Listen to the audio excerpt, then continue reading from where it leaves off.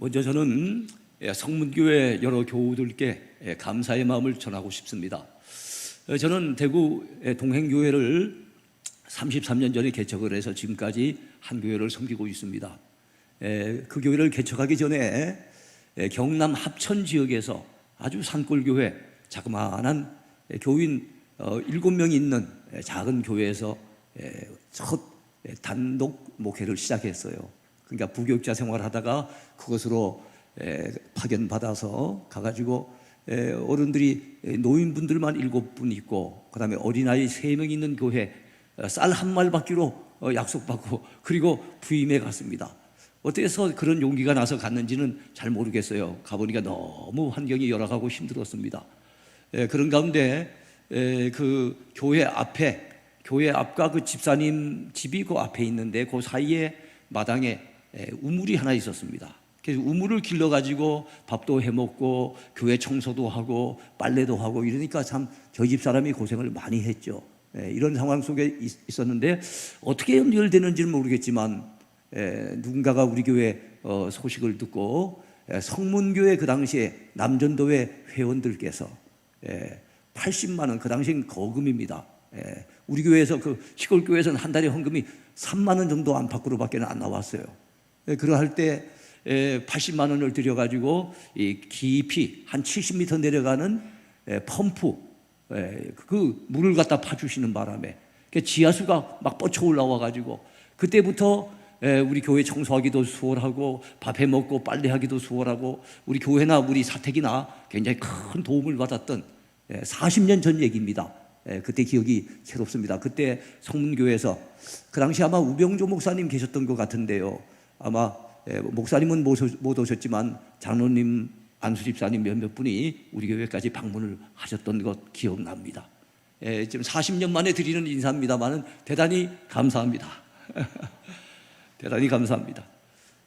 오늘 저는 하나님의 말씀, 성경과 관련된 메시지를 통해서 은혜를 나누려고 해요. 여러분 교회가 우리 이정환 목사님 참 인물도 좋으시고 키도 훤칠하시게 크신데 보니까 성품도 너무 좋으시잖아요. 귀한 목사님 모시게 된 거 축하드립니다. 그 귀한 목사님 또 전화를 받고 이렇게 참 순종하는 마음으로 왔습니다. 와서 부흥회 2주간 하는데 첫 강사를 저한테 이렇게 맡겨주셨는데 하나님께서 아무쪼록 여러분 모두에게 말씀의 은혜가 임하게 하시고 말씀이 전달될 때 성령의 강력한 역사가 있게 되기를 축복합니다. 자, 저는 앞에 화면을 좀 띄워가면서 같이 여러분들 말씀의 공부를 하려고 해요. 그래서 밑에서 하기에는 조금 불편한 것 같아서 제가 여기서 하기에는 불편한 것 같아서 밑에 내려가서 하면은 훨씬 더 자유로울 것 같습니다.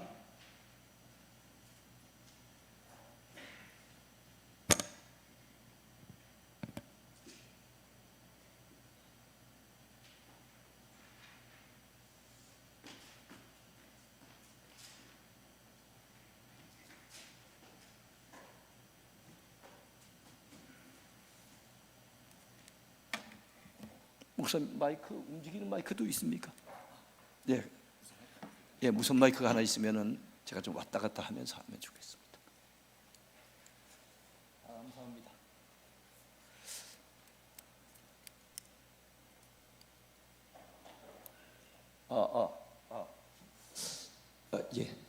제가 평소 까다로운 사람이 아닌데 오늘 좀 까다롭게 굴어서 죄송합니다.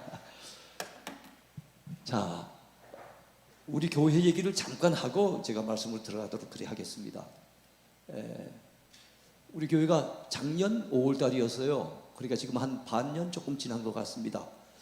우리 교인들 33명이 같이 저와 함께 그 유럽에 종교개혁이 일어났던 나라들, 독일이라든지 그 다음에 프랑스, 영국, 그 다음에 체코, 스위스, 가장 대표적인 나라가 스위스죠. 이런 나라들을 갖다 방문을 해서 굉장히 큰 도전을 받고 은혜를 받고 왔습니다.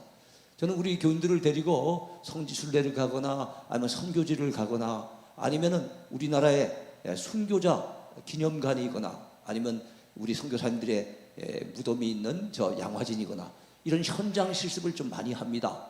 왜냐하면 그냥 듣는 것보다 가서 직접 보고 들으면 훨씬 더 큰 도전을 받거든요. 그래서 다녀왔는데요.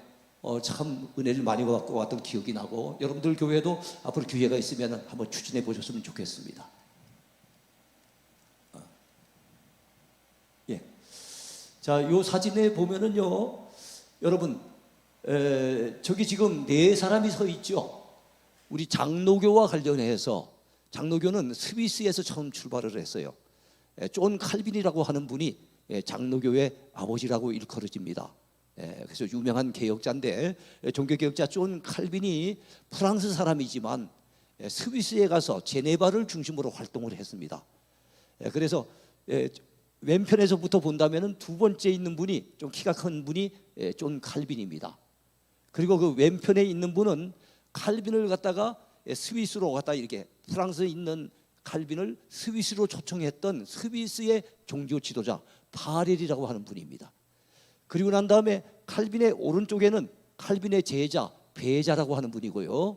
베자 옆에는 스코틀랜드의 지도자인데 칼빈에게 와서 3년 동안 영적인 훈련을 받고, 자기 고국 영국의 저 북쪽 지역을 스코틀랜드라고 그러지 않습니까? 스코틀랜드에 돌아가서 종교개혁을 일으켰던 유명한 존 낙스입니다. 이 네 분들을 이렇게 가만히 보시면은 뭘 들고 있는 것 같습니까? 손에 뭘 들고 있는 것 같죠? 칼빈 한번 보세요. 뭘 들고 있는 것 같습니까? 성경. 그것도 닫혀진 성경이 아니라 이 성경을 이렇게 펼쳐가지고 펼쳐진 성경을 들고 있습니다. 펼쳐진, 제가 요 사진 보여드리려고 일부러 우리 교회 얘기를 잠깐 했습니다. 자, 그리고 난 다음에 이건 존 웨슬러인데요. 존 웨슬러, 영국에 가가지고 감리교회 창시자인 존 웨슬러의 발자취를 약간 더듬어 봤습니다. 여기 보면은 종교개혁 하면은 우리는 마틴 루터가 제일 먼저 생각이 나고, 종교개혁의 횃불을 든 사람. 존 칼빈은 종교개혁의 완성자. 두 사람이 종교개혁의 가장 핵심이 되는 중요한 인물입니다. 그 가운데 칼빈이 우리 장로교와 직접적인 관련이 있거든요. 자, 그런데 사실은 마틴 루터가 종교개혁을 일으키기 전에 한 100년, 150년 전에 이미 종교개혁의 깃발을 들었던 분들이 있었습니다. 다만 그때는 힘이 약해가지고 오히려 거의 많은 사람들이 화형을 당하기도 하고 순교를 갖다 당하는, 힘이 별로 없다 보니까 로마 카톨릭 교회, 우리로 친다면 천주교회에 의해서 큰 박해를 받았습니다만은 앞장서서 사역을 했던 개혁자들이 있었습니다. 그 사람들을 개혁 전 개혁자라 그래요. 종교개혁 전에 이미 개혁의 깃발을 들었던 사람인 거예요. 누가 있습니까? 프랑스의 왈도, 그 다음에 영국의 위클리프, 그 다음에 이탈리아의 사보나롤라, 그리고 체코의 얀 후스 같은 사람입니다. 이분들 제가 사상에 대해서 상세하게 얘기하려면 시간이 없기 때문에 이 정도만 맛배기로 그냥 말씀드립니다. 그리고 종교개혁 시대에 3대 개혁자가 있는데 독일의 마틴 루터입니다. 1517년에 그 당시 무엇입니까? 로마 카톨릭 교회, 이 천주교의 잘못된 부분들을 갖다가 지적을 하면서 종교개혁의 깃발을 처음 들었던 분. 1517년 10월 30일 그 당시에 그 천주교의 문제점을 조목조목 95개조입니다. 95개조 조목을 해가지고 그 천주교 성당에다가 들어가는 입구에다 붙인 그것이 종교개혁의 발발입니다. 저 출발이 됐어요. 독일에서 있었던 일입니다. 독일의 비텐베르크 성교회에서 바로 95개조를 붙였습니다. 그때부터 제일 먼저 이분이 종교개혁에 어떻게 보면 선구적인 역할을 합니다. 같은 시대에 스위스에서 일어나서 거의 비슷한 시기에 종교개혁을 일으켰던 분이 누굽니까? 츠빙글이라고 하는 분입니다. 스위스에는 언어가 스위스어가 따로 없습니다. 스위스 사람들은 주로 독일어 아니면 프랑스어를 사용합니다. 독일어를 사용하는 가운데 가장 대표적인 큰 도시가 있는데 쥐리히입니다. 쥐리히. 그래서 바로 츠빙글리는 쥐리히를 중심으로 종교개혁을 일으킵니다. 그보다 한 20-30년 후에 마틴 루터에게 영향을 받고 츠빙글리에게 영향을 받은 칼빈이라는 분이 좀 더 깊이 있게 성경을 많이 연구하고 신학적인 체계를 갖추어서 교리적인 뒷받침을 통해 가지고 천주교의 잘못된 점을 지적을 하고 성경적인 바른 신학의 체계를 세우고 바른 교회를 세우려고 시도했던 분이 존 칼빈이에요. 존 칼빈, 이분의 그 기독교 강요라고 하는 책은 아주 유명합니다. 천재예요. 27살에 그걸 처음 초판을 냈으니까 대단한 천재지요. 자, 요 세 분이 있고요. 자, 여긴 지금 마틴 루터입니다. 비텐베르크에 가면 마틴 루터의 동상이 있습니다. 동상에 지금 마틴 루터가 뭘 펼쳐보고 있습니까? 예? 성경책 펼치고 있습니다. 여러분 교회 표를 보니까 전 미리 귀띔을 듣지 못했어요. 여기 와서 보니까 여러분 올해 교회 표가 성경이 펼쳐진 교회 맞습니까? 성경이 펼쳐진 교회. 지금 성경이 지금 펼쳐져 있어요. 아까 칼빈도 성경을 펼쳐 놓았었죠? 여기 칼빈도 보면 펼쳐진 성경을 이렇게 겸손하게 들고 있습니다. 그래요. 그 당시 종교개혁자들이 부르짖었던 모토, 슬로건, 그게 무엇이겠습니까? 이거는 이제 조금 이따 제가 설명을. 가만히 있어보자. 잠깐만요. 이 종교개혁은 중세 로마 가톨릭 교회의 특징이 뭔지 보겠습니다. 교황 중심이었어요. 교황이 영을 내리면 그게 성경 위에 성경보다 더 권위 있는 것으로 전달이 됐어요. 성경은 그들에게 큰 의미가 없었어요. 로마 가톨릭 교회는. 왜냐하면 교황을 비롯해서 사제들, 쉽게 말 종교 지도자들만 성경을 가지고 있었지 일반인들은 성경을 주질 않았어요. 그러니까 성경이 뭔지를 모르고 그냥 성당에서 시키는 대로, 교황이 뭐 교시를 내리는 대로 그게 그렇게 움직이는 게 그들의 신앙이었어요. 그러니까 성경에서 벗어나 있었다 하는 말씀입니다. 그 다음에 교회 회의 중심, 노상회의 모여가지고 회의만 여러분 교회도 꼭 필요할 때는 당회도 하고 재직회도 해야 되겠지만 회의에 가장 목숨을 걸면 안 됩니다. 우리의 신앙의 목숨은 말씀에 걸어야 됩니다. 말씀에. 회의는 우리의 생각, 그때 생각나는 우리의 생각에 대해서 결정하는 건데 그건 틀리게 결정할 수도 있고 부족하게 잘못할 수도 있는 거예요. 그게 사람이 한계가 있는 것 아닙니까? 근데 그거에 의해서 교회가 움직여지면 안 되는 거예요. 로마 가톨릭 교회가 바로 그랬습니다. 회의에 의해서 신앙이 움직여진다면 신앙의 회의에 빠진다는 거 여러분 기억하셔야 됩니다. 그 다음에 전통과 의식, 내려왔던 수백 년 내려온 전통, 그리고 뭐 일어났다 앉았다 그 다음에 성체라고 하는 걸 입을 딱 벌려주면 입에다 넣어주기도 하고 이런 어떤 외형적인 거칠의 의식, 이런 것들이 그들의 신앙의 중심이었어요. 그래서 여러분 유럽 여러 지역을 가보면 그렇게 되면 오래된 성당들, 수백 년 된 성당들에 들어가 보면요, 일단은 어두침침해요. 어두침침하고 곳곳에 밖에다간 마리아상을 세워놓고 그 안에다간 유명한 무슨 사도들이라든가 아니면 과거의 성인들이라든가 이런 상을 많이 세워놔요. 그 앞에 가서 기도합니다. 그리고 어떤 데는 가보면은요, 유리관으로 돼가지고 수백 년 전에 이곳에 있었던 유명한 주교래요. 주교. 그분이 아주 좀 굉장한 영역이 있는 주교랍니다. 그래서 그분이 죽어가지고 뼈가 이렇게 거기 있는데 그 뼈 앞에 와서 촛불을 켜고 빌면서 기도하는 거예요. 이게 로마 가톨릭 교회의 실체입니다. 오늘날 천주교회의 실체예요. 지금 천주교를 공부하는 시간은 아니기 때문에 제가 또 이건 너무 길게 얘기할 수는 없어요. 그때 로마 가톨릭 교회가 그 당시 중세 시대, 중세라고 하면은 첫 번째 교황이 서기 590년도 세워져요. 그레고리 1세라고 하는 사람이 세워져요. 그리고 마틴 루터가 종교개혁을 횃불을 들었던 것이 1517년도예요. 그러니까 500년대에서부터 1500년대까지 약 1000년간에 걸친 이 시대를 갖다가 바로 유럽에서는 중세라고 얘기를 합니다. 그때 중세 교회는 로마 교황의 이 권위가 웬만한 황제들보다도, 황제들을 다 다스릴 만큼 그들 위에 있었어요. 그러니까 교황이 굉장한 권력을 갖다 휘두르던 바로 그 시대예요. 그 시대다 보니까 성경은 사라지고 성경은 관심도 없고 성경은 그들의 신앙의 기준이 되지 못하고 교황의 말 한마디, 교회 회의의 결정 한마디, 이런 것들이 그들에게 신앙의 중심이 되고 내려온 전통, 의식, 이런 것들이 중심이 되다 보니까 자연스럽게 말씀을 떠난 교회는 타락할 수밖에 없어요. 그래서 중세교회가 타락해 가는데 나중엔 타락이 크게 달해가지고 지금 이탈리아 수도인 로마에 가보면은요, 로마 교황청이 있습니다. 그래서 세계 교회, 그 천주교회의 중심은 바로 로마예요. 그래서 로마 천주교회를 로마 가톨릭 교회 이렇게 얘기를 하는 겁니다. 로마가 중심이 되는 거예요. 자, 그런데 그때 성 베드로 대성당이라고 지금 교황청이 들어있는 성 베드로 대성당을 지을 때 어마어마하게 짓습니다. 그러니까 돈이 많이 필요하겠죠. 그래서 심지어는 뭐까지 팔았습니까? 면죄부 또는 면벌부라고도 해요. 죄를 면해 주거나 아니면 벌을 면제해 지켜준다는 거예요. 헌금을 많이 하면.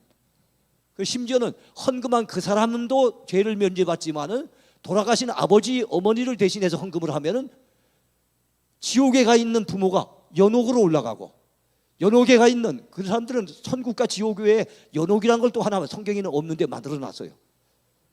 천국에 보내자니 좀 애매하고 지옥에 보내자니 좀 안타깝고 아쉽고, 그러면 이제 연옥에다가 이제 중간에 넣는 거예요. 그래서 연옥에 있는 사람이 헌금, 이 바구니에 헌금이 딱 떨어지는 그 순간에 어떻게 됩니까? 연옥에 있던 사람이 천국으로 갔다 올라간다는 거예요. 이런 게 성경에 어디 있습니까? 지극히 비성경적인, 지극히 인간적인, 인본주의적인 이걸 해가지고, 그래가지고 돈을 모아가지고 그 성 베드로 대성당을 지으려고 하니 그거 짓는다고 우리 하나님이 기뻐하시겠습니까? 네? 이런 모습에서, 이런 타락에서 벗어나려고 하는 몸부림이 바로 종교 개혁이었던 거예요. 네? 그 종교 개혁의 슬로건이 무엇입니까? 성경으로 돌아가자. 여러분 믿어주시면 아멘 하시기 바랍니다. 성경으로 돌아가자. 우리의 신앙은 성경으로 돌아가야 됩니다. 우리의 신앙의 중심은 성경입니다. 우리 신앙의 기준은 성경입니다. 우리는 성경대로 믿어야 됩니다. 성경대로 살기를 힘써야 됩니다. 네. 자, 성경에서 또 다른 개혁자들이 있어요. 우리 종교개혁은 일반 역사 속에, 기독교 역사 속에 종교개혁이 있었습니다만 성경 안에도 개혁이라고 하는 것이 있어요. 그래서 그 개혁자들 몇 사람을 소개합니다. 첫 번째 개혁자는 여러분이 아시는 것처럼 유다 나라의 유명한 왕은 다윗 왕이죠. 그러나 다윗 왕이 왕되기 전에 먼저 왕된 사람이 있었어요. 누굽니까? 다윗을 죽이려고 그렇게 했었던 사울 왕입니다. 사울 왕이 첫 번째 왕, 다윗 왕이 두 번째 왕, 솔로몬 왕이 세 번째 왕이에요. 각각 40년씩 통치를 했어요. 그래서 이 120년 동안을 통일 이스라엘 왕국 이렇게 얘기합니다. 근데 솔로몬이 죄를 많이 지었어요. 하나님 앞에 은혜도 많이 받고 지혜를 얻은 사람인데 지혜를 얻어놓고는 어리석게 살았어요. 그래서 숱한 첩이 1000명이니까요. 처가 700명, 첩이 300명. 그러니까 막 타락하게 된 거예요. 예? 은은 돌같이 여길 정도로 정말로 부유하고, 뭐든지 차고 넘치니까, 요즘 우리 시대가 차고 넘치니까 젊은 사람들 참 믿음 생활 한다는 게 쉽지 않잖아요. 너무나도 편하게 쉽게 믿으려고 하잖아요. 그처럼 여러분 너무나도 풍요한 그 솔로몬 시대, 솔로몬 왕이 그만 타락하게 됩니다. 처음에는 시집온 여인들에게 그들이 섬기던 우상을 섬기도록 허락을 해줬어요. 그래서 예루살렘 곳곳에다가 그 우상을 섬기는 이 산당을 지으려고 그러면 허락을 해줍니다. 여러분 남자가 머리 같죠? 여자는 목이에요, 목. 그래갖고 이 목은 참 약하죠. 그래서 옛날에 죄를 많이 지어가지고 목을 사람을 죽일 때 어떻게 됩니까? 칼을 빼갖고 목을 쳤잖아요. 목은 약해요. 근데 여자들이 목에다 비유할 수 있습니다. 목이 약한 것 같아도 머리를 돌리는 건 뭡니까? 목이 머리를 돌려요. 남자는 세고 여자분들은 좀 약한 것 같지만은 그 남편을 움직이는 게 누굽니까? 여자들이에요. 아닌 가정도 있겠지만 대다수 여러분들이 공감하신 것 같아요. 자, 그러다 보니까 솔로몬 왕을 갖다 누가 움직여요? 그 여인들이 움직이는 거예요. 그래서 하나님만 섬기던 솔로몬 왕이 하나님 앞에 지혜를 얻고 하나님 앞에 엄청난 영화와 복을 누렸던 그 솔로몬 왕이 그 여인들의 영향을 받아가지고 신앙의 길에서 떠납니다. 어리석게 됩니다. 우상 숭배에 참여하게 됩니다. 하나님의 진노를 사서 솔로몬 왕대는 하나님이 다윗을 생각해서 그의 아들 솔로몬은 봐주셨어요. 그의 나라, 그가 왕으로 통치할 때만 해도 나라가 갈라지지는 않았지만 솔로몬의 아들 르호보암이 왕이 됐을 때 두 나라로 갈라집니다. 솔로몬의 아들은 두 지파만 차지하고 나머지 10지파가 빠져나가요. 북쪽에 빠져나간 10지파를 북이스라엘, 남쪽에 남은 유다 지파와 베냐민 지파, 여기를 갖다 남유다 이렇게 두 나라로 갈라져요. 우리가 지금 남북이 갈라지니까 얼마나 안타깝습니까? 그 당시에 남북이 또 죄로 말미암아 갈라지게 된 거예요. 그랬을 때 북쪽에는 19명의 왕이 있었는데 하나님을 제대로 섬긴 사람이 한 사람도 없었습니다. 남쪽에는 20명의 왕이 있었는데 여러분, 하나님을 경건하게 섬기던 왕들이 더러더러 있었어요. 그 가운데 가장 대표적인 사람이 4대 왕 여호사밧, 13대 왕 히스기야. 히스기야 여러분 들어보셨죠? 히스기야. 그리고 16대 왕 요시야. 그렇습니다. 그 가운데 여러분 4대 왕 여호사밧과 요시야, 16대 왕 요시야는 성경을 굉장히 중요시 여겨서 성경 중심으로 나라를 개혁하려고 애를 씁니다. 그래서 여호사밧이 개혁했던 것이 참 많이 있었지만 그 가운데 하나가 무엇입니까? 레위 사람들을 전국 각 성읍성마다 보내가지고 백성들에게 하나님의 율법을 가르치도록, 하나님의 말씀을 지도하도록 그렇게 만들었어요. 그러면서 나라를 개혁하려고 시도했던 사람이 여호사밧입니다. 그리고 16대 왕 요시야가 개혁자들 중에서 가장 철저한 개혁자였는데, 그는 여러분 처음 왕이 될 때만 하더라도 7살에 왕이 됩니다. 처음 왕이 될 때만 하더라도 제가 말씀 잘못해 8살에 왕이 됩니다. 처음 왕이 될 때만 해도 하나님의 은혜를 잘 몰랐어요. 나이가 들어가면서 하나님의 은혜를 깨닫기 시작하는데, 그가 깊은 신앙에 들어간 건 언젠가 하면은 하나님의 말씀인 율법책이 분명히 성전에 있어야 될 그 책이 잃어버려진 겁니다. 그래서 이스라엘 백성들의 삶 속에서 성경이 사라져버렸어요. 그런데 요시야 왕 때 hil기야라고 하는 대제사장이 성전을 수리하다가 어느 귀퉁이에 그냥 감춰져 있는 성경을 발견하게 된 거예요. 그래서 요시야 왕한테 이거를 전달을 해주는데 요시야 왕이 이 성경을 읽다가 무릎을 칩니다. 안타까워서 무릎을 치는 거예요. 네? 왜요? 우리가 성경 말씀을 그동안 너무 몰랐구나. 말씀에서 떠나 있었구나. 하나님만 섬겨야 될 우리가 이 말씀을 잊어버리고 있다 보니까 하나님 외에 우상을 섬기고 하나님이 싫어하는 온갖 죄악을 짓고 이렇게 타락했었구나. 그래서 우리나라에 엄청난 많은 재앙이 임하고 엄청난 많은 환난이 임하게 된 것은 우리가 하나님의 을 떠나고 말씀을 저버렸기 때문이구나. 그래서 무릎을 치는 거예요. 네? 그래, 이제 말씀으로 우리나라를 개혁하자. 말씀 중심으로 우리나라를 새롭게 하자. 이렇게 해서 힘을 쏟아서 개혁을 일으켰던, 철저하게 우상을 타파하고 철저하게 나라를 새롭게 하려고 애썼던 분이 요시야 왕이었어요. 근데 요시야 왕은 16대 왕인데 그가 죽고 난 다음에 17대 왕, 18대 왕, 19대 왕, 20대 왕은 다 우상 숭배하고 다 타락하고 다 범죄하다가 결국엔 남유다도 북이스라엘처럼 멸망을 당하고 맙니다. 어느 나라에 의해서요? 바벨론에 의해서. 우리가 성경을 읽다가 조금 어렵게 느껴지는 이유는 무엇입니까? 성경의 이야기가, 신약 성경은 2000년 전의 이야기고 구약 성경은 오래된 것은 3, 4천 년 전의 이야기고, 그 다음에 좀 최근의 이야기도 한 2500년 전의 이야기고, 이러니까 이게 수천 년 전의 이야기다 보니까 그 당시 쓰는 말이 오늘날 말하고 잘 안 맞아요. 예를 든다면 우리가 이라크 하면 금방 알아듣습니다. 이란 하면은, 최근에 이란에 막 여러 가지 문제가 많이 일어났죠. 뉴스 막 나오는 거 들으셨죠. 이란 하면은 알아먹기가 쉬워요. 근데 성경에는 이란을 뭐라고 해놓은 거? 바사라고 해놨어요. 바사. 페르시아, 바사입니다. 페르시아를 한자로 쓰면 바사가 되는 거예요. 우리는 한자 문화권이기 때문에 우리 성경은 한자로 글이 되어 있어요. 이라크는요, 성경에 바벨론으로 나와 있습니다. 바벨론. 바벨론의 더 옛 이름은 무엇입니까? 갈대아입니다. 갈대아. 갈대아의 수도가 우르입니다. 거기가 우리 믿음의 조상 아브라함의 고향이 바로 그곳이에요. 그러니까 우리 갈대아, 바벨론, 이게 뭐 어느 나라 얘기하는지 잘 모르는 게 있는 거예요. 그래서 성경은 열심히 읽기도 해야 되지만 교회를 통해서 잘 배워야 됩니다. 체계적으로 좀 배우면은 성경을 보는 눈이 확 열릴 수 있어요. 어쨌든 요시야 왕도 이렇게 개혁을 갖다 추진했지만 결과적으로 그 뒤에 개혁은 종족을 감추고 사라지고 나라가 결국에는 타락의 길로 가다가 남유다도 멸망을 당해서 바벨론 포로로 끌려갑니다.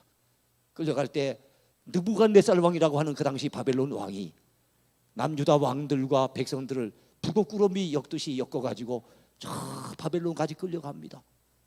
요즘같이 버스를 타고 가도 그 머나먼 거리예요. 비행기 타고 간다 모르겠지만 버스 타고 가도 머나먼 거리인데 말 타고 간 것도 아니고 낙타 타고 간 것도 아니고 걸어서 질질질 끌려가서 거기까지 끌려갔으니 얼마나 힘들었겠습니까? 3차에 걸쳐서 여러분 끌려갑니다. 그리고 세월이 흐릅니다. 드디어 하나님께서는 예레미야 선지자를 통해서 70년 만에 포로에서 돌아오게 될 것을 예고하셨는데 하나님은 약속하신 대로 이루시거든요. 우리 하나님은 말씀하신 바를 틀림없이 이루신 분입니다. 하나님의 약속은 반드시 성취가 됩니다. 예. 그래서 여러분 결국에는 돌아오게 되는데 끌려갈 때 3차에 걸쳐 끌려갔던 그들은 돌아올 때도 3차에 걸쳐서 돌아옵니다. 첫 번째 돌아올 때 지도자는 스룹바벨이에요. 그에게 주어진 사명은요, 무너진 성전을 재건하는 거였어요. 무너져 불타버린 성전을 재건하는 일. 두 번째 돌아올 때 지도자가 바로 여기 나온 에스라입니다. 에스라에게 주어진 사명은요, 백성들을 영적으로 재건하도록 그들의 신앙을 재건하는 일이 그에게 사명으로 주어졌어요. 세 번째 지도자는 누굽니까? 느헤미야입니다. 느헤미야는 세 번째 사람들을 또 이끌고 포로지에서 귀환을 합니다. 돌아와서 에스라와 더불어서 느헤미야는 정치적인 지도자, 에스라는 종교적인 지도자가 돼서 둘이서 연합을 해가지고 그 나라를 새롭게 하고 개혁을 하고 새로 재건하는데 앞장선 분들이 바로 이분들이에요. 그래서 오늘 우리가 읽었던 말씀은 느헤미야가 기록한 느헤미야서입니다. 근데 오늘 주인공으로 등장하는 사람은 누굽니까? 바로 그 시대에 같이 일했던 동력자 바로 에스라가 나옵니다. 이 에스라. 자, 에스라는 아론의 16대 손으로서 제사장 출신입니다. 그렇지만 하나님의 율법, 하나님의 말씀을 많이 연구한 학사입니다. 성경의 인물 가운데 학사라고 하는 별명이 붙은 분은 이 에스라밖에 없어요. 그 정도로 유대인들이 존경하는 영적인 스승. 그러니까 유대인들이 존경하는 스승들을 보통 랍비라고 합니다. 랍비. 유대 사회에 3대 랍비가 있는데 그 가운데 첫 번째 랍비가 바로 이 에스라입니다. 아주 유명한 분이에요. 이분은 성경에 대해서 아주 능통한 분이에요. 성경을 많이 연구했어요. 그래서 여러분 에스라가 개혁 운동을 갖다 일으키는데 이 개혁 운동을 일으키는 꿈은 언제 꾸었는가 하면 바벨론 포로지에 있을 때 꿈을 꿉니다. 왜 우리나라가 망했을까? 왜 우리 백성들이 이 바벨론의 포로로 끌려와서 여기서 노예처럼 살아야 되나? 왜 하나님 앞에 사랑받던 하나님의 백성들이 왜 이 고통을 당해야 되나? 그 원인이 뭘까? 그가 진단한 원인은 뭐였습니까? 우리가 하나님의 말씀을 저버리고 그 말씀으로부터 떠났기 때문이다. 말씀을 떠난 것이 곧 하나님을 떠난 것이 되는 거죠. 이게 우리가 결국엔 망한 원인이구나. 그래서 여러분 패망의 원인을 그렇게 진단하고 그럼 우리 민족이 사는 길, 우리 백성이 다시 회복하는 길, 우리나라가 다시금 재건되는 길, 이거는 하나님의 말씀으로 돌아가는 것밖에는 없다고 생각했어요. 이 백성들에게 말씀을 잘 가르치고 저들에게 말씀을 제대로 좀 심어줘서 그들이 말씀으로 되돌아가게 될 때 우리 백성에게 희망이 있고 우리나라에 장래가 있다고 그는 생각했어요. 그래서 에스라가 어느 날 바벨론에서 결심을 합니다. 에스라의 3대 결심이에요. 그것이 에스라 7장 10절에 잘 나타나 있습니다. 그는 세 가지를 결심합니다. 내가 하나님의 말씀, 율법을 연구하리라. 두 번째, 이 하나님의 말씀을 준행하리라. 세 번째는요, 이스라엘 백성들에게 이 하나님의 말씀을 가르치리라. 연구하리라, 준행하리라, 가르치리라. 그래서 우리 이 목사님이 이제 한 2년여 전에 이제 참 성문교회 이 귀한 교회에 이제 부임해 오셨는데 아마 우리 목사님은 과거부터 우리 그 신학교 입학할 때 공부할 때도 아주 성적을 잘 받으셨던 분이에요. 말씀을 많이 연구하는 분이고 하니까 앞으로 목사님이 정말 말씀을 연구 많이 하셔서 우리 여러분 교우들에게 은혜로운 말씀을 전해 주실 줄로 분명히 믿습니다. 목회자가 해야 될 부분이 바로 이 부분이에요. 그리고 본인이 연구하는 것은 왜 연구하는 겁니까? 가르치기 위해서 연구하는 겁니다. 그래서 잘 연구하시고 많이 연구하셔서 여러분들에게 잘 가르치심으로 여러분들이 말씀 중심의 성도들이 되기 바랍니다. 여러분의 교회가 말씀 중심의 교회가 되기 바랍니다. 종교개혁자들의 3대 중심이 있어요. 하나님 중심, 말씀 중심, 교회 중심이 바로 3대 중심인 거예요. 여러분 교회도 하나님 중심의 교회가 되기 바랍니다. 말씀 중심의 교회가 되기 바랍니다. 교회 중심의 교회가 되시기 바랍니다. 예. 자, 그래서 근데 참 거기서 또 한 가지 연구하리라, 준행하리라, 가르치리라. 여기서 준행하리라를 빼놓으면 안 돼요. 우리 목회자들은 가르치는 역할을, 연구하고 가르치는 역할을 하지만 앞장서서 준행하는 것도 우리의 몫이에요. 저도 지금 여러분에게 말씀을 가르치지만 제가 가르치기만 하고 저는 안 지키게 된다면 저는 가짜입니다. 네. 그렇지 않습니까? 목회자를 포함해서 우리 모두는 다 하나님의 일꾼이요 하나님의 백성들로서, 하나님의 자녀들로서 그 말씀을 준행하여 지켜야 될 책임과 사명이 있습니다. 예. 그래서 에스라 역시도 그냥 내가 연구하고 가르치리라 이 꺼내지 않았어요. 연구하고 준행하며 가르치리라, 이 3대 결심을 한 거예요. 예. 자, 초막절, 여러분들이 아마 그 작년 연말에 우리 목사님을 통해서 느헤미야 강해를 많이 들으셨다는 얘기를 저도 와서 들었습니다. 예, 들어서 요즘 여러분들이 한번 이제 들으셨기 때문에 어느 정도 아시는 가운데 제가 이 정리를 해드리면 더 도움이 안 되겠나 생각도 드네요. 자, 오늘 본문에 우리가 읽었던 본문의 말씀으로 돌아옵니다. 서론이 좀 길었지요. 이 본문의 내용을 보면 초막절 대사경회라고 하는 주제가 붙습니다. 예, 사경회가 뭘까요? 요즘은 부흥회라고 합니다. 그러나 성경에는 보면 사경회가 나와요. 예, 사경회. 자, 부흥사경회. 사경회가 뭔가 하면 사는 조사할 사자입니다. 경은 성경경자지요. 경전, 경자입니다. 그러니까 성경 말씀을 조사한다는 게 뭡니까? 상세히 살펴보고 그 속에서 하나님이 이렇게 말씀하셨구나. 야, 여기에 이 귀한 말씀이 있구나. 성경을 샅샅이 뒤져가지고 그 안에 정말 귀한, 너무나도 귀한 말씀들을 갖다가 발견해내는 것을 갖다가 사경회라고 해요. 그러니까 요즘 부흥회 하면은 좀 코믹한 목사님이 오셔가지고 막 웃기기도 하고 배꼽을 잡기도 하고 막 그래갖고 부담 없이 듣고 부담 없이 그냥 끝나고 가지만은, 여러분 그것에 뭐 유익한 측면도 있기 하겠죠. 그러나 여러분, 우리 부흥회는 우리가 웃자고 재밌자고, 우리 기분 좋으라고 그렇게 모이는 게 부흥회가 아닙니다. 그런 측면에서 사경회는 참 의미가 있어요. 성경 말씀을 읽고 이것을 배우고 이 말씀 속에서 하나님이 내게 오늘 무슨 말씀을 하시는지, 오늘 우리 교회를 향한 하나님의 뜻이 무엇인지를 우리가 발견하는 것이 참 중요한 줄로 분명히 믿으시기 바랍니다. 예. 사경회를 열었어요. 그 사경회의 시기는 언제입니까? 바벨론 포로 귀환 후입니다. 이제 느헤미야가 여기 등장하는 걸 보니까, 이 8장에 보면 느헤미야의 이야기가 나오거든요. 그걸 보면 이제 3차 귀환까지 귀환이 다 끝이 났어요. 그래서 드디어 바벨론 포로 귀환 후에 초막절은요 여러분 1년 동안 가을 추수를 끝내놓고 하나님 앞에 그 추수한 것들을 다 저장해 놓고 난 다음에 하나님 앞에서 올 한 해도 우리에게 추수의 은혜를 주신 것 감사합니다. 우리에게 필요한 양식을 넉넉하게 주신 것 감사합니다 하고 감사를 지내는, 오늘날로 친다면 추수 감사절에 해당이 됩니다. 이게 초막절이에요. 장막절이라고도 하고 수장절이라고도 합니다. 성경에는 때때로 같은 말을 이렇게도 표현하고 저렇게도 표현하는 경우가 있어서 때때로 이 성경이 좀 어렵게 느껴지기도 해요. 자, 그런데 어쨌든 이 초막절인데, 제가 오늘 본문에 가만히 봤더니 초막절은 조금 더 있는 것이고 조금 더 이어지는 것이고, 이 집회가 처음 시작된 때는 언제가 나팔절이에요. 나팔절은 신년절이라고도 합니다. 새해를 맞았어요. 새해를 맞았기 때문에 새해가 왔습니다. 백성들이요, 새해가 왔어요.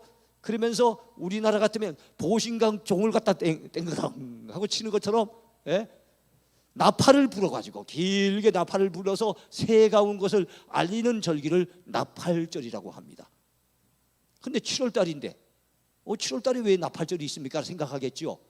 유대인들은 제일 중요시 여기는 명절이 있는데 6월절이 있습니다. 6월달에 있다가 6월절 아니에요. 넘을 월자라 그래가지고 패스 오버, 넘어간다는 말인데요. 이스라엘 백성들의 집에는 그 어린 양의 피를 갖다 발라놨더니 그 피를 볼 때 그 위로 다 지나가 버렸어요. 다 넘어가 버렸어요. 그래서 아무도 죽는 사람이 없었고 애굽 사람의 집에는 장자들이 다 죽어나가는 출애굽할 당시에 큰 기적이 있었죠. 바로 그 재앙, 10번째 재앙과 관련해서 6월절이라고 하는 것이 처음 만들어집니다. 이 6월절을 유대인들은 가장 귀히 여겨요. 그래서 종교력이라고 하는 게 있고 행정력이라고 하는 것이 있는데, 유대인들에게 있어서 종교력의 1월달은 6월절이 있는 그날입니다. 아비벌이라고 합니다. 니산월이라고도 하고요. 그 달이에요. 그러나 행정적인 측면에서는 바로 나팔절이 있는 그때가 행정적으로 새해를 맞이하는 때예요. 그래서 나팔을 길게 불어가지고 여러분 알리면서 나팔절 지냅니다. 신년을 주신 것 감사하다고 우리로 친다면 신년 감사 예배를 드리는 게 나팔절이에요. 근데 지금이 언제입니까? 신년이죠. 그래서 이 본문이 우리가 새해를 맞이하는 이 시기에 우리가 이 본문을 함께 살피게 된 것 나름대로 의미가 있지 않을까 이 생각을 해봅니다. 새로운 마음가짐으로 새 출발할 수 있는 그런 동기부여를 해주는 것 같아요. 자, 장소는요 예루살렘에 수문이라고 하는 여러 가지 문이 있는데 그 가운데 수문 앞에 광장이 굉장히 넓었어요. 수문 앞 광장에서 이 집회가 사경회가 시작이 됩니다. 강사는요 학사 에스라입니다. 목적은 이스라엘 백성들의 신앙 재건을 위해서, 영적인 부흥을 위해서 바로 이 사경회를 열었습니다. 방법은요 말씀 사경회를 통해서 말씀을 들려주고 말씀을 가르쳐주는 그 집회를 통해서, 그리고 이어지는 회개운동, 회개하며 기도하는 이 기도운동을 통해서 영적인 부흥을 갈망하는 그 시대의 유명한 성경의 3대 부흥회가 있는데 제가 또 하나하나 하면 너무 길어질 것 같아요. 다른 두 가지는 설명은 안 하겠습니다. 사무엘 시대 때 한 번 있었고, 그 다음에 신약 시대 때 베드로 시대 때 막 말씀을 전하니까 3,000명 5,000명이 회개하고 돌아오는 그때가 한 번 있었고, 그 다음에 한 번이 여기 이때입니다. 에스라를 중심해서 바벨론 포로에서 돌아온 그들 몸과 마음이 많이 지셨어요. 그날 그리운 고국 땅에 돌아옵니다. 이제는 신앙을 되찾고 이제는 새로운 마음가짐으로 새 출발하기를 다짐하는 그들, 그들이 바로 귀한 이 집회를 갖다 열게 된 거예요. 이걸 갖다 초막절 대사경회라고 얘기를 합니다. 자, 사경회에 임하는 백성들의 태도, 이게 참 중요해요. 과거와 사뭇 달랐습니다. 바벨론 포로는 그들에겐 고난이었지만, 고통이었지만, 너무나도 힘든 연단의 기간이었지만, 그 연단의 기간을 통해서 그들의 신앙이 많이 회복이 됩니다. 그들의 죄를 깨닫게 됩니다. 그리고 하나님을 다시 갈망하고 하나님을 찾으려고 하는 그 갈망이 그들 밑바닥에서부터 스물스물 올라오고 있었어요. 그런 가운데 하나님의 은혜로 이제 바벨론 포로 이제 돌아옵니다. 에스라가 중심이 돼서 이제는 큰 부흥 집회가 이제 열리게 된 거예요. 그 부흥 집회에 임하는 그들의 마음의 자세가 다릅니다. 기대감이 다릅니다. 설레임이 다릅니다. 마음의 자세와 태도가 다릅니다. 이번에는 은혜 받으리라. 이번에는 정말로 하나님을 만나리라. 이번에는 내 영이 새로워지기를 갈구하는 그런 마음으로 여러분 그들은 이 부흥사경에 임하게 됩니다. 그래서 여러분 에스라에게 율법책 가져오기를 청해요. 에스라가 여러분 다 모이세요, 우리 율법책 같이 공부합시다, 이런 게 아니에요. 오히려 이스라엘 백성들 중에 여러 사람들이 일어나가지고 에스라에게 요청을 한 겁니다. 학사 에스라요, 율법책을 좀 가져오세요. 우리에게 그 말씀 좀 들려주세요. 우리에게 그 말씀 좀 가르쳐주세요. 그들이 말씀을 갖다가 사모했단 말이에요. 말씀에 대한 기갈이 그들에게 있었어요. 여러분 아모스에 보면 아모스 8장 11절 유명한 말씀이 나오는데요, 여러분 양식이 없어 주림이 아니고 물이 없어 가람이 아니라 여호와의 말씀이 없음으로 당하는 기갈에 대해서 아모스 선지자를 통해 하나님이 말씀하신 바가 있어요. 그렇습니다. 우리가 양식이 없어 굶주릴 때가 있어요.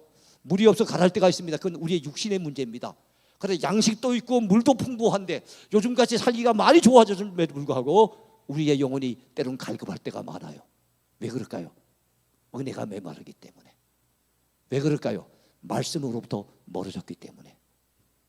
그 때문에 여러분 우리가 신앙을 회복하기 위해서는 우리가 말씀에 대한 기갈을 느끼면서 말씀을 사모하고 갈망하고 그 은혜를 받고자 하는 사슴의 신의 물 찾기의 갈급함 같이, 그런 갈급함으로 여러분 부흥 집회 참여하신다면 아마 이번 집회를 통해 여러분 모두가 은혜를 받을 거예요.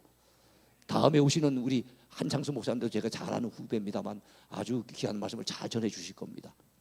특별히 303 성경 암송학교라 그래가지고 성경을 암송하고 묵상하고 이런 부분에 대해서 아주 전문가입니다. 오늘과 또 다음 주 연이어서 두 번에 걸친 부흥회, 여러분 은혜 받는 부흥회가 되기 바랍니다. 여러분들의 심령이 다시 살아나는 부흥회가 되기 바랍니다. 영적으로 힘을 얻는 집회가 되기를 바라겠습니다.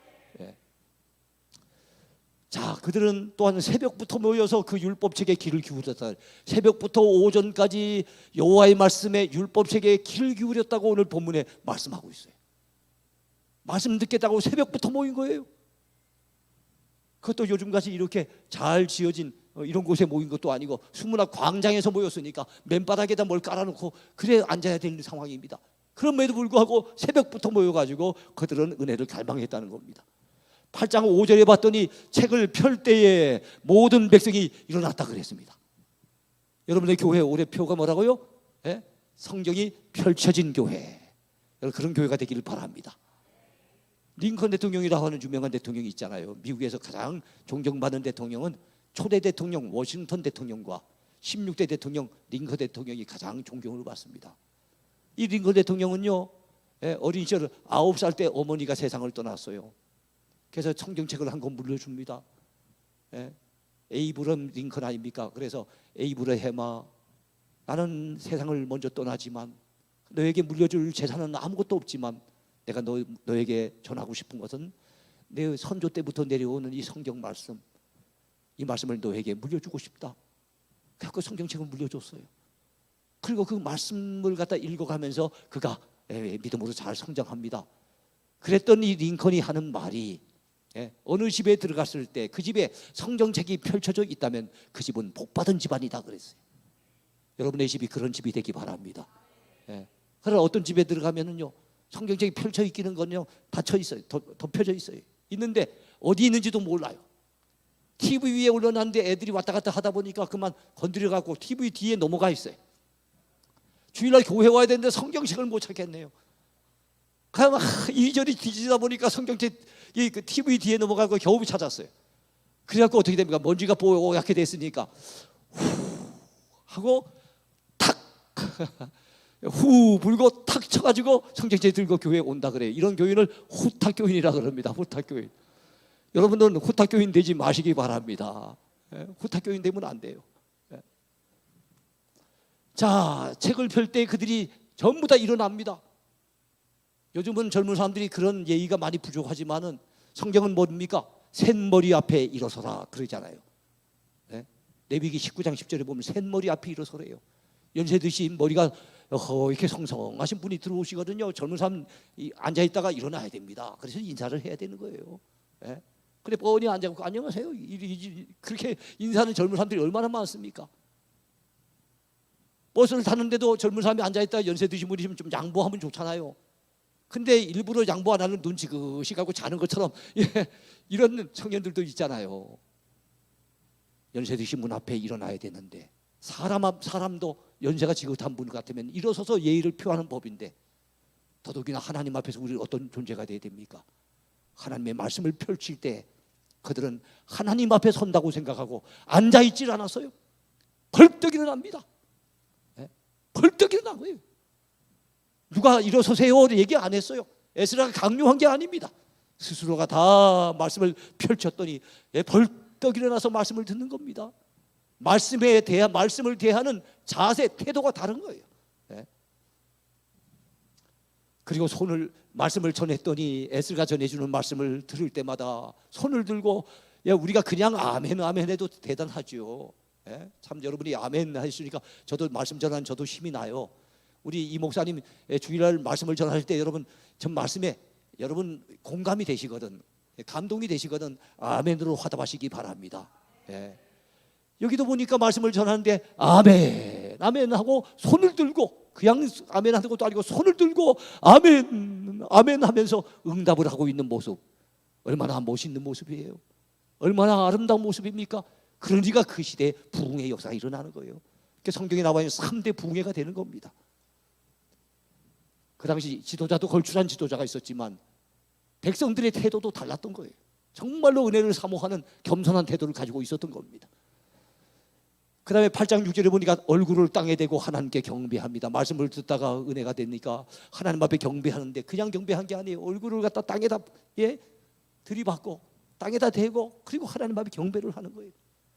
그리고 말씀 듣다 보니 목이 메이고 말씀 듣다 보니 가슴이 뜨거워지고 말씀을 듣다 보니 지은 죄가 생각이 나고 하나님 앞에 너무 죄송스럽기도 하고 잘못 살아봤던 날들에 돌이켜보니 내가 왜 이것밖에 안 되는가 싶은 그런 생각이 드니까 회개하는 마음이 일어나면서 자기도 모르게 눈에서 뜨거운 눈물을 쏟아냅니다.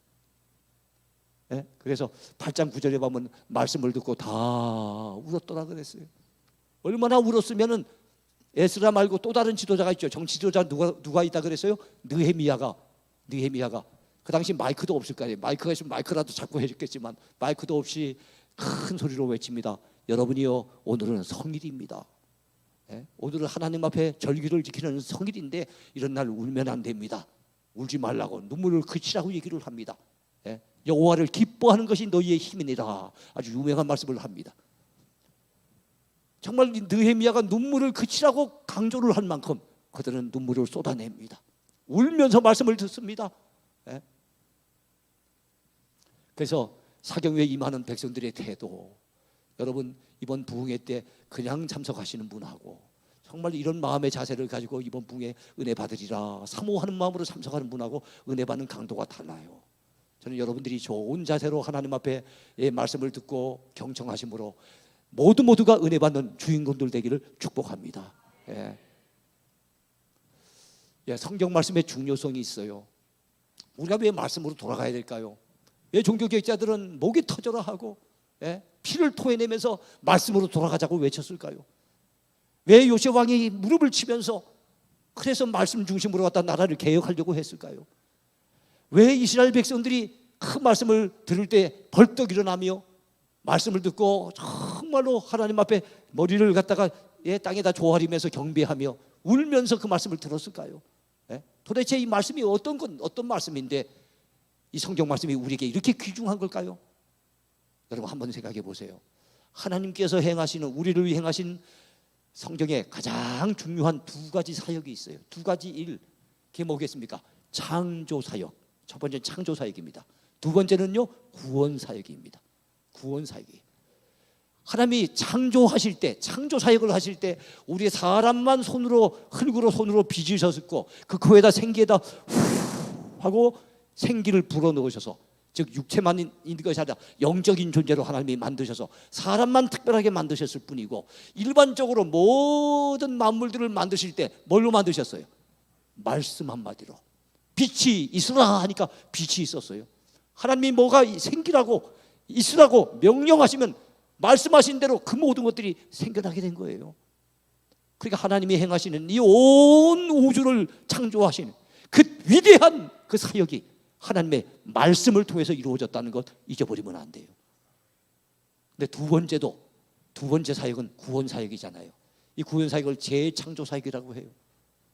참으로 하나님께서 말씀으로 천지를 만드셨고 우리 사람을 고귀한 존재로 하나님의 형상을 따라 만드셨지만 하나님의 말씀에 순종하기보다는 마귀의 꾀임에 빠져서 그 마귀의 말을 듣고 선악과를 따먹고 범죄 타락하게 된 우리 인생에게 죄가 들어왔어요. 죄 때문에 우리 인간의 영혼은 완전히 파괴됐어요. 육신만 살아있을 뿐이지 예수 믿기 전에 영적으로 죽어 있는 거예요. 그래서 에베소서 2장 1절에 보면 너희의 허물과 죄로 죽었던 너희를 살리셨도다 그랬어요. 우리가 예수 믿고 난 다음에 죽었던 우리 영혼을 하나님이 살려내신 거예요. 뭐 때문에 죽었던 영혼이라고요? 죄와 허물 때문에 영적으로 죽어 있었어요. 예수 믿기 전에 저는 살아있었는데요. 살아있었지요. 그건 육신만 살아있었던 겁니다. 영적으로는 죽어 있었어요. 그러니까 하나님은 영이시잖아요. 하나님은 영이시니 예배하는 자가 영과 진리로 예배할지니라. 옛날에는 신령과 진정으로 예배할지니라 그랬잖아요. 하나님은 영이세요. 눈으로 볼 수 없는 분입니다. 그렇죠?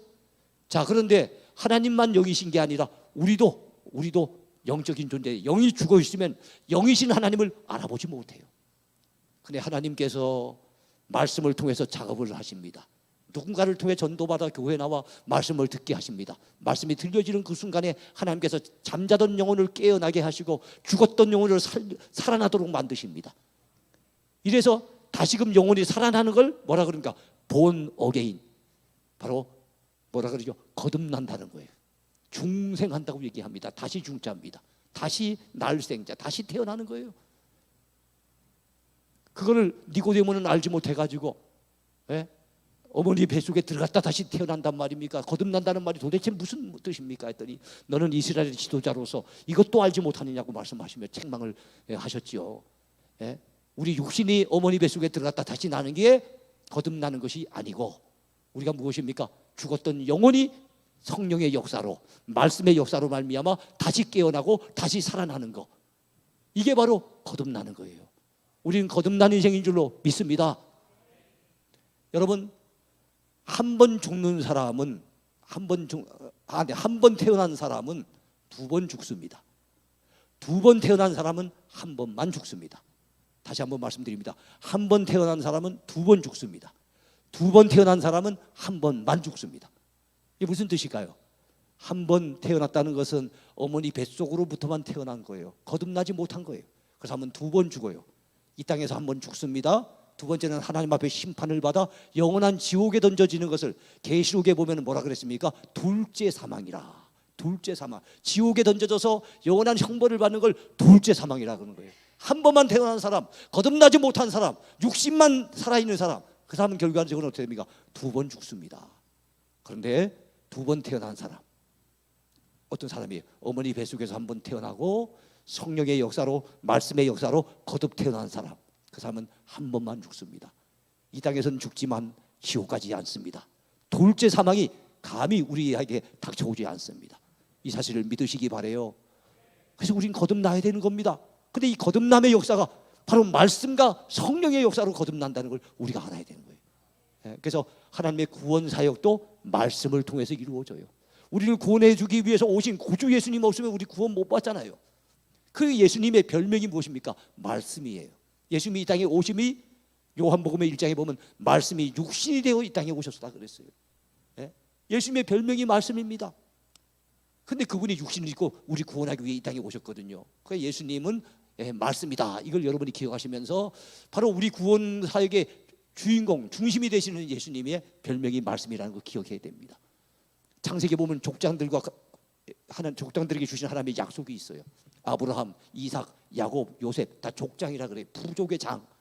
그 당시에는 한 민족이 아니었어요. 아직까지는 모세 시대가 돼야만 이스라엘 민족이 되는 거예요. 그 전에는 하나의 부족이었는데 그 부족장들이 하나님과 이제 언약을 맺어요. 그 가운데 제일 먼저 앞선 이 아브라함을 우리는 믿음의 조상, 언약의 조상이라고 얘기를 하지요.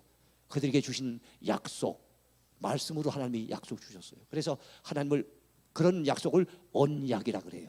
하나님을 언약의 하나님. 성경은 언약의 책이에요. 그 성경을 둘로 나누면 뭘로 나눠요? 구약, 신약. 그때 그 약은 우리가 영적으로 죄 때문에 병들었으니까 그만 구원받기 위해서 뭐 치료약을 먹는 그 약이 아니에요. 거기서 구약, 신약 할 때는 예수님 오시기 전에 옛 약속은 구약, 예수님 오시고 난 다음에 새롭게 주신 약속은 신약, 약속이라는 의미입니다. 테스타먼트, 약속이라는 의미거든요. 자, 그 다음에 선지자들, 모세에게 주신 율법도 말씀을 통해 주셨어요.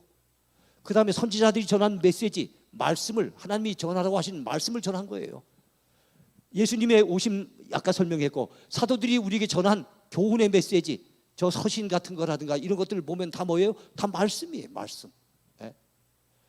그래서 성도들이 구원받는 거, 우리가 믿음으로 구원받잖아요. 근데 구원받는 그 믿음은 어디서 생겨요? 말씀을 들을 때 생기는 거예요. 그래서 로마서 10장 17절에 보면은 우리가 믿음으로 갖다 구원을 받는데 그 믿음은 어디로부터 왔다고요? 그리스도의 말씀을 들음으로부터 온다는 것을 믿으시기 바라요. 그러니까 우리가 구원받는 믿음도 말씀을 통해 오는 거. 여러분들이 지금 은혜 받자고 지금 부흥회를 열었잖아요. 뭘 가지고서 은혜를 받습니까? 말씀을 통해 은혜 받는 거예요. 말씀 듣다가 성령이 감동을 해주시면 우리가 은혜 받게 되는 거예요. 그래서 말씀은 전달되고 있습니다.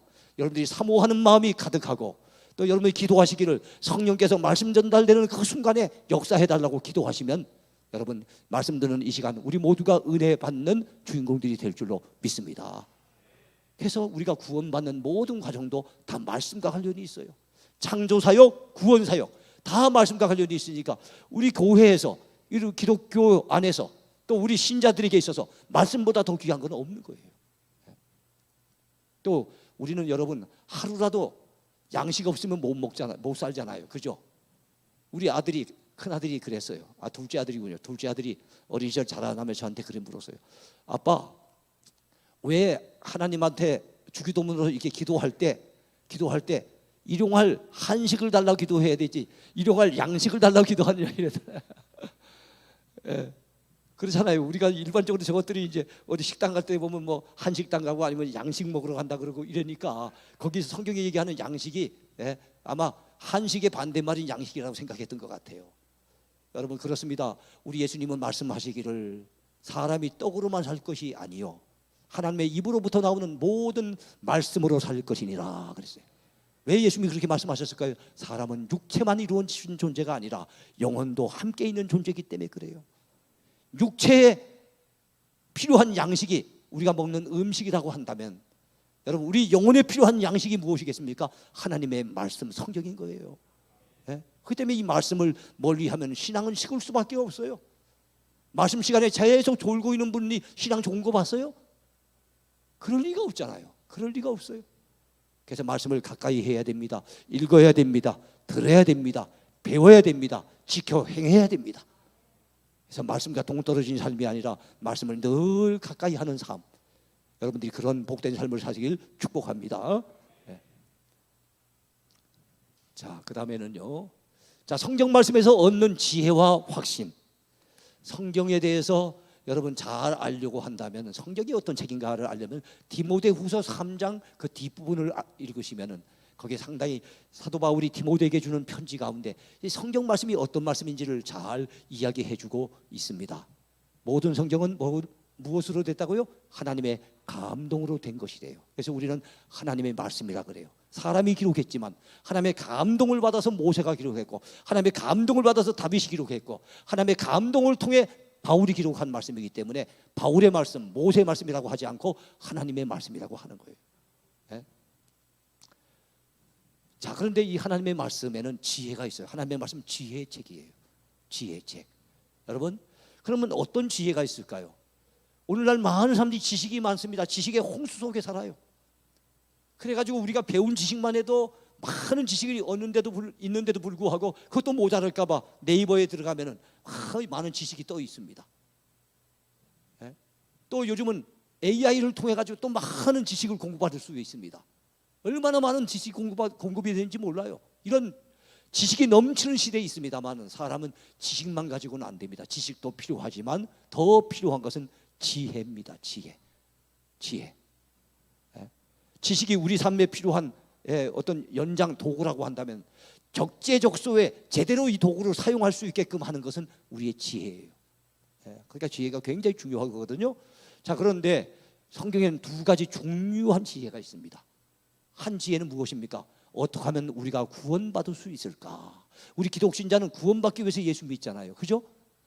여러분, 우리가 구원받기 위해서 예수 믿는 줄로 믿습니다. 예수 믿는 가장 큰 이유는 구원받기 위함인 줄로 믿습니다. 왜냐하면 우리의 구원이 바로 하나님의 은혜로 받기 때문입니다. 우리의 구원이 예수님의 십자가 공로로 받기 때문입니다. 우리의 구원이 예수님을 믿는 믿음으로 받기 때문입니다. 그래서 우리가 구원받는 게 굉장히 중요한데 구원에 이르는 지혜가 성경 속에 있어요. 그래서 디모데후서 3장 15절에 보면 이런 말씀이 나와요. 디모데에게 바울이 얘기합니다. 내가 어려서부터 성경을 알았나니 이 성경은 능히 너로 하여금 그리스도 예수 안에 있는 믿음으로 말미암아 구원에 이르는 지혜가 있게 하느니라 그랬어요. 바로 하나님의 은혜 가운데 우리가 구원을 받게 되는데 그리스도 예수 안에서 예수님을 믿는 믿음 안에서 구원에 이르는 지혜가 바로 이 성경 가운데 있다는 거예요. 그 성경을 어린 시절에 디모데는 자기 어머니 유니게에게, 자기 외할머니 로이스에게 배웠고 청년 시절에는 아주 위대한 그 스승 사도 바울에게 배운 거예요. 이 말씀이 이렇게 귀한 거예요. 여러분, 성경을 아이들에게 어린 시절부터 가르쳐 주시기 바랍니다. 여러분들의 자녀들에게, 여러분들의 손자들에게 하나님의 말씀을 어린 시절부터 심어주시길 바랍니다. 그게 가장 효과적이에요. 디모데는 어려서부터 성경을 알았다는 거예요. 그런데 그 성경이 능히 그리스도 예수 안에 있는 믿음으로 말미암아 너희로 하여금 지혜가 있게 하는 그런 구원받게 하는 지혜가 있게 한다고 말씀하고 있어요. 그다음 두 번째, 이런 것을 갖다 캐리그마라 그래요. 캐리그마. 헬라어인데요. 우리 신약성경은 헬라어로 기록되어 있어요. 그리스 사람들이 쓰는 말이 헬라어입니다. 구약성경은 이스라엘 백성들이 쓰는 말 히브리어로 기록이 됩니다. 이스라엘 백성들을 히브리 민족이라고 얘기하거든요. 그래서 히브리어로 기록이 되어 있고 신약 성경은 헬라어로 기록이 되어 있는데 헬라어의 케리그마는 복음이란 뜻입니다. 성경에는 복음이 있어요. 구원 얻는 지혜인 거예요. 그 복음의 핵심은 예수 그리스도예요. 그래서 복음을 믿는다 하는 것은 예수님을 믿는다는 거예요. 나가서 복음을 전하라 하는 것은 나가서 예수 그리스도를 전하라는 거예요. 그래서 여러분 이 복음, 이 케리그마 이게 구원에 이르는 지혜라는 걸 우리가 기억해야 됩니다. 성경 속에 이게 있어요. 두 번째는 우리 삶에 필요한 지혜가 있습니다. 우린 구원받으면 끝이 아니에요. 구원받는 것은 우리 어떻게 보면 기독 신자로서의 새로운 삶이 시작이 될 뿐이죠. 이게 끝이 아니에요. 만약 구원받는 것이 끝이라고 한다면 우리가 예수님 영접하고 거듭나는 그 순간은 우리 하나님이 우리 생명 거둬가실 거예요. 왜요? 하나님이 우리를 구원하셨으니까 그 목적이 끝났으니까 데려가실 거 아닙니까? 근데 구원받은 우리에게 여전히 20년, 30년, 50년, 60년 더 살게 하신 이유가 뭡니까? 구원받은 자로서 하나님의 영광을 위해, 하나님의 나라 확장을 위해, 주의 교회 부흥을 위해, 그리고 주의 복음 전파를 위해 이 땅에서 해야 될 일이 많이 남아있기 때문에 우리로 하여금 더 살게 하신 줄로 믿으시기 바랍니다. 제가 몇 시부터 그 말씀을 시작을 했는지 모르겠어요. 그걸 알아야만 제가 한 시간 만에 딱 끝낼 텐데 이제 더 길게는 안 하고 이제 마무리를 서서 이제 하겠는데요. 제가 한 분에 대해서는 소개하고 싶어요. 지금은 이제 몇 년 전에 한 3, 4년 전에 이제 돌아가신 분인데 그 목사님 황선규 목사님이라는 분이 계세요. 미국에서 침례교 교회를 갖다가 목회하시다가 돌아가신 분이에요. 근데 그 목사님을 저는 선교와 관련해서 만나게 됩니다. 저는 목회가 무엇일까를 나름대로 오랫동안 고민해 봤어요. 목회가 무엇일까? 목회자니까. 그런데 내 나름대로 내린 결론은 무엇인가 하면은 목회라고 하는 것은 하나님께서 제게 맡겨주신 양무리들에게 정말 바른 신앙을 심어줘서 그들로 하여금 이 땅 항구에서 저 천국 항구까지 무사히 당도할 수 있도록 잘 안내해가고 인도해가는 게 목회라고 저는 생각을 해요. 이게 목회의 첫 번째예요. 근데 목회가 그게 다는 아닙니다. 우리 천국 가서 구원받아 천국 가면 최고라고 생각할 수 있겠지만 사실은 천국 가면은 우리 생각하고 다를 수 있어요. 우리 하나님은 공평하신 하나님이죠. 똑같이 대우하신 게 하나님이 공평하신 게 아니에요. 행한 대로 갚으시는 거, 수고한 대로 상 주시는 거, 그게 공평하신 하나님이에요. 그래서 예수 믿기는 믿었지만 가까스로 믿어서 부끄러운 구원받아 겨우 천국 가는 사람과 주님을 위해서 일평생 헌신을 하고 어떤 분들은 목숨까지 바쳐 순교까지 하는 사람하고 천국 가서 똑같이 하나님이 대우하시지 않으세요? 천국의 상급이 다릅니다. 사는 집이 다릅니다. 누리는 영광이 다릅니다. 그래서 목회가 뭘까? 저는 생각을 해보면서 목회라고 하는 것은 하나님이 내게 맡겨주신 이 귀한 성도들을 잘 말씀으로 지도하고 양육해서 하나님이 기뻐하시는 삶을 살도록 해서 하나님이 기뻐하시는 일을 충성되게 열심히 헌신하며 살도록 해서 그들로 하여금 천국에 가서 하나님 앞에 한량없이 칭찬도 받고 큰 상을 받을 수 있도록 동기를 부여해 주는 거. 동기를 부여해 주고 자꾸만 그런 자극을 줘서 적당하게 믿는데 만족하지 않고 영적으로 게으름을 피우지 아니하고 믿음에 열심을 내도록 만드는 그 사역이 목회가 아닐까. 저는 그렇게 나름대로 목회에 대해서 정리를 했어요. 그런데 제가 성경을 갖다 연구하다 보니까 하나님이 가장 기뻐하신 일이 뭘까? 선교자를 제외하고는 하나님 앞에 가장 큰 상은 성경을 연구해 보니까 많은 영혼, 죽어져가는 영혼을 갖다 살려내는 거. 그 한 영혼 한 영혼 돌아올 때 우리 하나님은 너무너무 기뻐하시는 거예요. 탕자가 돌아왔을 때 아버지가 얼싸안고 기뻐했던 것처럼 우리 하나님은 죽어가던 영혼, 타락했던 영혼, 하나님을 멀리 떠나서 방황했던 영혼이 하나님의 품으로 돌아왔을 때 하늘에서 천사들과 함께 잔치를 벌이며 기뻐하시는 거예요. 그래 그걸 보니까 전도 열심히 하는 게 하나님 앞에 큰 상 받는 것이구나. 근데 그거는 그 전도는 여기만 포함된 게 아니잖아요. 우리가 같은 문화권에선 전도한다 그러지만 타 문화권, 언어가 다르고 문화가 다른 곳에 가서 복음을 전하는 것을 선교를 하잖아요. 더 힘들잖아요, 이게. 그죠? 말이 통하는 것보다 얼마나 힘듭니까? 그래서 그 선교하는 일에 우리 성도들이 직접 선교사로 가지 못하더라도 물질로 갔다가 같이 동참하게 만들고 기도로 선교사님을 후원하게 만들고 선교하는 일에 같이 동참하고 또 직접 가서 전도해서 한 영혼 한 영혼을 건져내는 이 일을 열심히 하도록 자꾸만 동기를 부여해야 되겠구나. 자꾸만 자극을 줘야 되겠구나, 이 생각을 하고 저는 선교 중심의 목회를 지금까지 해왔습니다. 오랜 세월. 근데 우리 교회에서 성경금을 하는데 보니까 거의 성경금을 하는 분들이 5만 원 이상 하는 분들이 많지는 않아요. 주로 2만 원, 3만 원을 많이 해요. 그렇게 모아 보니까 선교사님들 한 20명밖에 못 돕겠어요. 그래갖고 하는 수 없이 더 선교를 많이 하기 위해 가지고 어떻게 했는가 하면은 우리 교회 경상비를 많이 투자해서 그래갖고 70명까지 해외 선교사님을 지원을 했었어요. 70명을 갖다 지원을 했는데 그 해외 선교사님이 70분이 아니고 해외 선교사님이 40분, 국내 시골교회와 저도 시골교회에 있어 봐서 아니까 어려운 시골교회와 개척교회를 돕는데 30군데 해서 전부 70군데를 합쳐서 70군데를 지원을 했는데 더 이상은 우리의 힘으로 안 되더라고요. 근데 아까 얘기했던 황성주 목사님, 그분이 저를 만나기 위해서 미국 시애틀에서 일부러 오셨어요. 어느 인도에 있는 선교사님이 대구에 혹시 목사님 가시면 저를 만나보라고 아마 하셨던 것 같아요. 그래가지고 그분이 한국에 오셔가지고 대구까지 오셔서 저를 만나겠다고 연락이 온 거예요. 저는 처음 보는 분인데 나가서 우리 교회 앞에 카페에서 한 2시간 반을 얘기를 듣는데 그때 그분의 연세가 85세예요. 85세인데 얼마나 선교의 열정이 뜨거운지요. 그리고 하나님 앞에 상 받겠다고 하는 열망이 얼마나 뜨거운지 몰라요. 저는 2시간 반 동안에 그분하고 대화를 나눈 줄 완전 매료가 됐어요. 정말 와, 뜨겁구나, 열정이 대단하시구나, 연세가 이렇게 높으신데도 정말 이 열정이 이렇게 살아계시는구나. 그래서 이분의 사역이라면 내가 도와야 되겠다. 그건 또 하나님 기뻐하실 사역이라 믿고 그때부터 그 선교단체 선한 목자 선교회 GSM 굿 shepherd 미션이라고 하는 선교단체와 연결을 해서 제가 대구 지부장을 맡아가지고 그래갖고 그분 사역을 도왔어요. 그분은 목회하다가 65세 때 그만 폐암 말기라고 하는 판정을 받아요. 폐암 말기. 사모님은 한 3년 전에 먼저 돌아가시고 이 목사님마저도 폐암 말기 3개월밖에 못 산다는 거예요. 그래서 목사님은 이제 미국에서의 그 이민 목회 그걸 접고 마지막 죽음은 고향 땅에서 맞이해야 되겠다 생각하고 정리하시고 난 다음에 국내 들어오셨어요.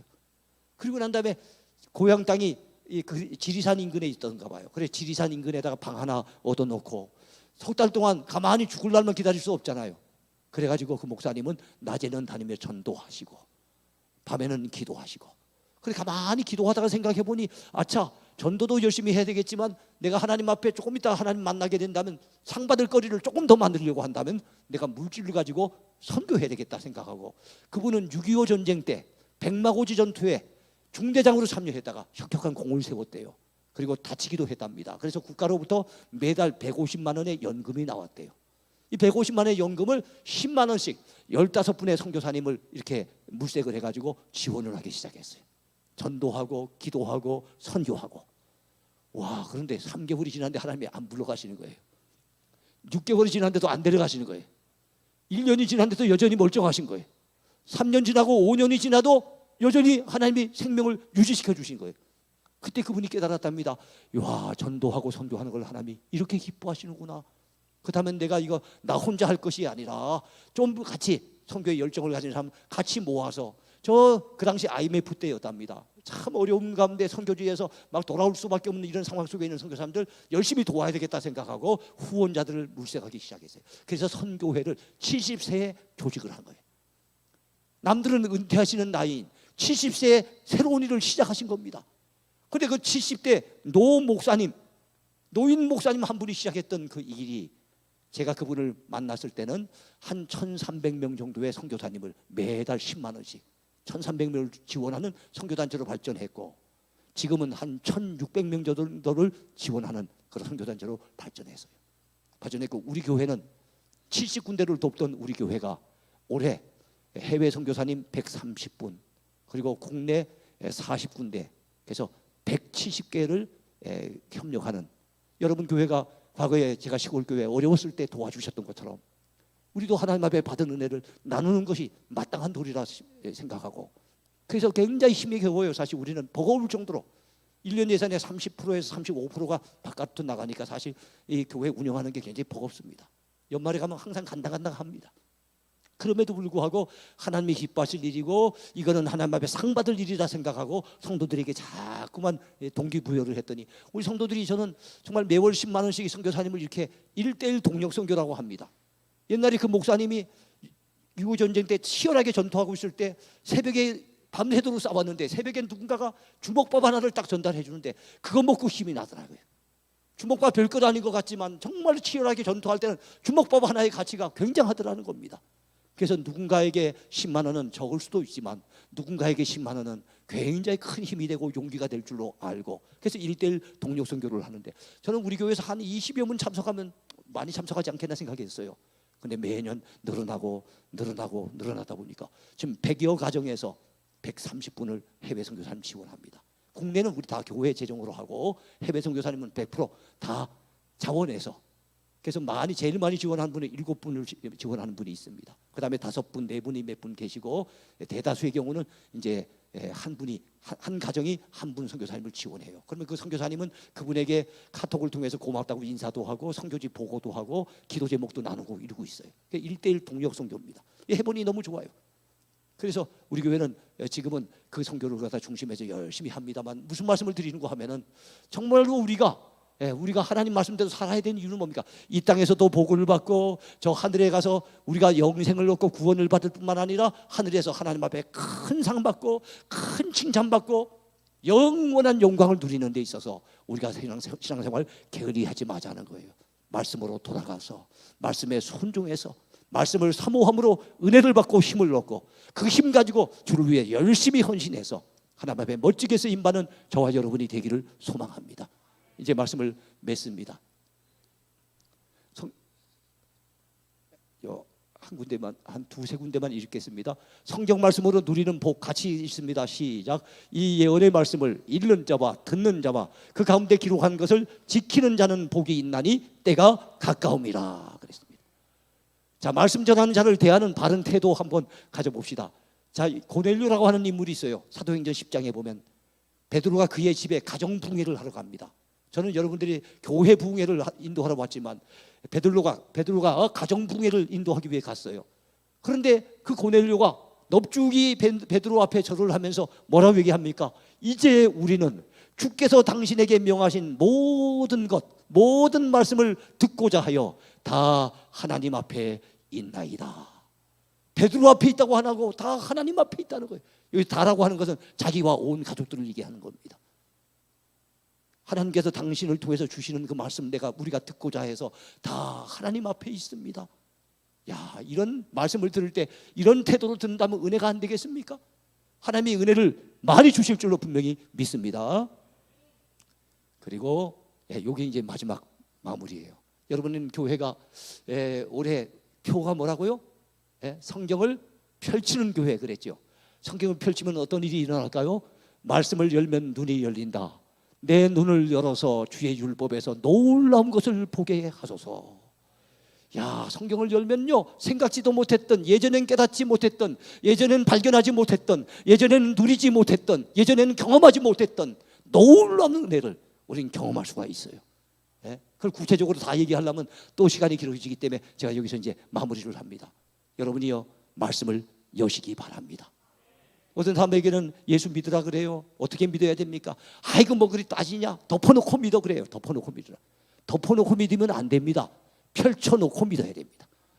말씀 덮어놓고 믿지 마시고 펼쳐놓고 말씀을 제대로 배우고 읽고 해서 말씀대로 믿어야 됩니다. 여러분의 교회가 그런 교회 되기 바라고 여러분 개개인이 그런 복된 분들이 다 되기를 축복합니다. 기도하겠습니다. 하나님 아버지, 참 시간이 빠르게 흘러갑니다. 아버지 하나님, 올해가 들어서 벌써 보름이 지나갔습니다. 그리고 오늘 부흥의 첫날도 금방 시작한 것 같은데 이제 마칠 시간이 되었습니다. 우리 하나님 아버지, 과거 기독교 역사를 보거나 성경의 역사를 보았을 때 말씀을 떠난 시기는 어두운 시기였습니다. 타락의 시기였습니다. 하나님의 무서운 진노와 재앙이 임하던 끔찍한 시기였습니다. 우리가 사는 이 시대가 말씀을 펼쳐놓는 시대가 되길 원합니다. 말씀으로 돌아가는 시기가 되길 원합니다. 오늘 우리의 모습이 그런 모습이 되길 원합니다. 말씀 앞에 두렵고 떨림으로 서게 도와주옵소서. 다시금 말씀을 재발견할 수 있는, 말씀의 가치를 재발견하는 우리 모두가 되기를 소원합니다. 하나님 아버지, 성문교회, 우리 하나님이 사랑하시는 귀한 교회입니다. 100년 넘는 역사 속에 하나님 앞에 귀한 일들을 감당해온 참으로 소중한 교회입니다.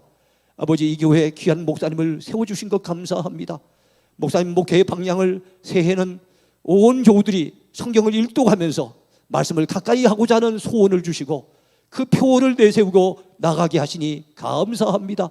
아버지, 온 교우들이 그 표에 걸맞게 살아가게 역사해 주옵소서. 말씀을 가까이 함으로 복을 받게 도와주옵소서. 말씀을 읽게 하시고 말씀을 듣게 하시고 배우게 하시며 말씀을 지켜 행함으로 큰 복을 받아 누릴 수 있도록 은혜를 베풀어 주옵소서. 말씀을 통해 저들의 심령이 복을 받게 도와주시고 말씀을 통해 저들의 가정이 들썩거리게 도와주시고 말씀을 통해서 온 교회가 은혜 가운데 부흥되도록 아버지여 붙잡아 주시옵소서. 말씀이 충만한 교회가 되기 원합니다. 말씀이 뜨거운 교회가 되기 원합니다. 말씀이 살아 역사하는 교회가 되기 원합니다. 하나님 붙잡아 주시옵소서. 감사드리며 예수 그리스도의 이름으로 간절히 기도하옵나이다. 아멘.